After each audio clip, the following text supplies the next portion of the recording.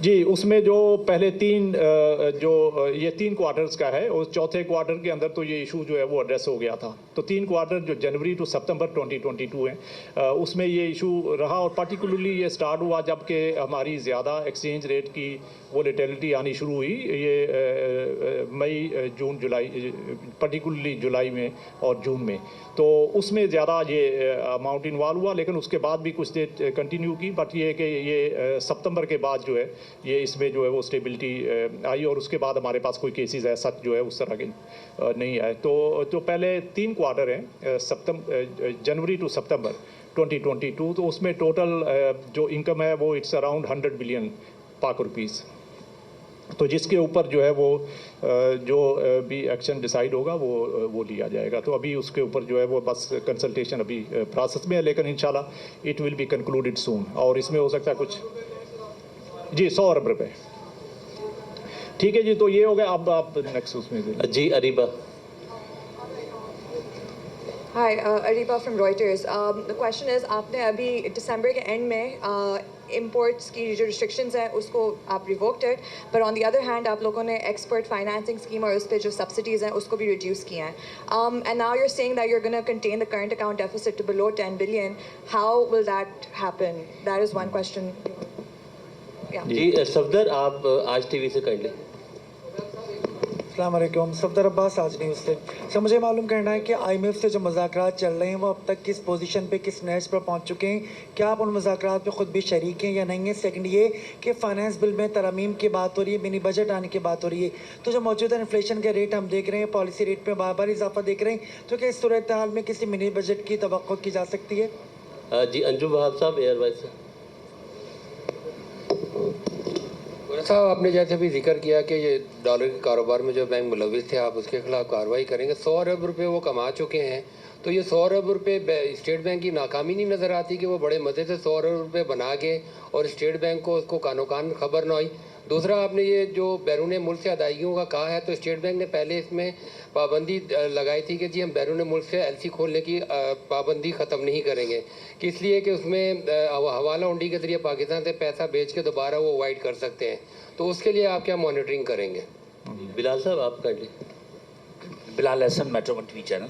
Sir, बात यह है कि सारी बातें तो अपनी जगह, लेकिन इस बात यह है कि 100% बेसिस पॉइंट जो आपने बढ़ाया है, 1% जो बढ़ा, क्या समझते हैं कि आप इससे पाकिस्तान की जो इकनॉमी है वो मज़ीद ज़ेर बार नहीं आएगी, मज़ीद महंगाई नहीं बढ़ेगी?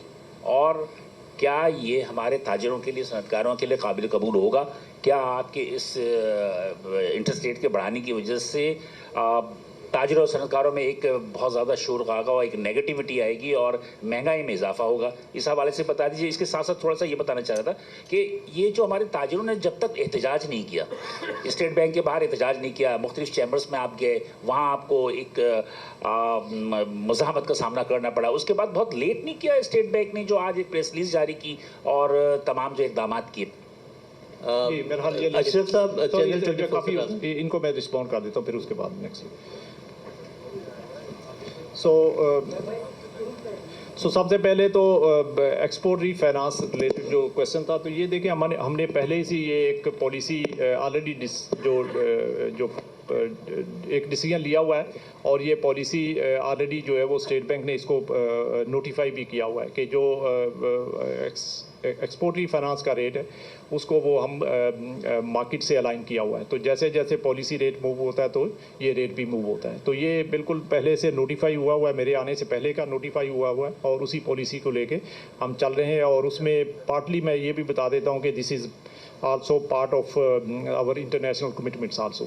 सो इसको हम पॉलिसी को बिल्कुल जो डिक्लेयर्ड पॉलिसी है उसी को लेके आगे चल रहे हैं। लेकिन उसके साथ एक हमने और स्कीम भी रखी हुई है और वो हमारी बिल फॉरेन एक्सचेंज के जो बिल डिस्काउंटिंग की फैसिलिटी है, तो वो फैसिलिटी स्टिल इंटैक्ट है और उसमें हमारे एक्सपोर्टर्स जो है वो उस फैसिलिटी को अवेल कर सकते हैं। बस उसमें फ़र्क ये है कि उस केस के अंदर उनको अपने बिल जो है वो डिस्काउंट करवाने हैं। इसका मतलब ये है कि वो अपनी एक्सपोर्ट प्रोसीड्स जो है वो बाहर होल्ड नहीं कर सकते।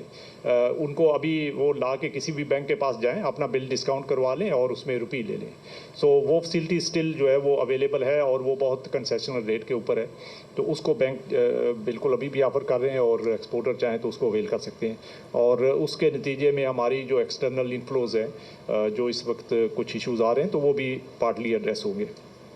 दूसरा जो क्वेश्चन था IMF रिव्यू का, तो इसमें मिनिस्ट्री ऑफ फाइनेंस लीड ले रही है। वो ऑलरेडी उनके साथ इन कांटेक्ट हैं, हमारे साथ जो है वो और उन्होंने अप्रोच भी किया हुआ है उनको, और वी आर एक्सपेक्टिंग के सून जो है वो इंशाल्लाह इसमें प्रोग्रेस होगी।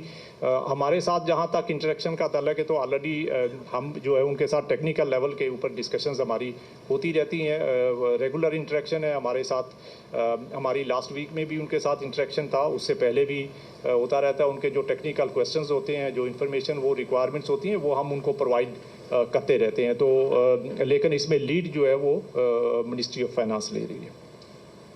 तीसरा जो क्वेश्चन था मिनी बजट का और उसका डिटेल्स जो है वो ज़ाहिर मिनिस्ट्री ऑफ फाइनेंस इसमें बेहतर पोजीशन में है इस सवाल का जवाब देने में। जो भी अंडरस्टैंडिंग फ़ंड के साथ फाइनली होगी उसके मुताबिक फिर जो भी एक्शंस होंगे वो फिजिकल साइड के ऊपर मिनिस्ट्री ऑफ फाइनेंस लेगी और उसी के बाद फिर उसका इम्पैक्ट असेसमेंट होगी, क्योंकि अभी तो वो चीज़ें जो है वो स्टिल जो है वो अंडर डिस्कशन है। जो 100 मिलियन रुपीस की बात है वो मैंने ऑलरेडी अमाउंट बता दिया है, और इसमें बहुत सारे फैक्टर्स हैं। देखिए ये एक मैं चीज़ क्लैरिफाई कर दूं कि ये 100 बिलियन जो है वो ज़रूरी नहीं है कि ये सारा, देखिए एक होता है नेट प्रॉफिट और एक होता है ग्रॉस इनकम। तो ये 100 बिलियन जो है वो ग्रॉस इनकम है, और इसको अर्न करने के लिए भी बैंक्स की कुछ कास्ट इन्वॉल्व है। तो वो हमने एडजस्ट उसको नहीं किया हुआ, इसलिए कि उसकी बैंक के पास ऐसा उस तरह सेग्रीगेशन नहीं थी। फॉर इंस्टेंस अगर किसी बैंक ने उसको कोई स्वैप किया है या और उसमें कोई वो हेजिंग फैसिलिटी प्रोवाइड की है या कोई और इस तरह की फॉरेन एक्सचेंज रिलेटेड ट्रांजैक्शन की है, तो उसके लिए अंडरलाइंग जो फंड्स हैं उसको मोबिलाइज करने के लिए उनको कुछ कास्ट भी पे करनी पड़ती है।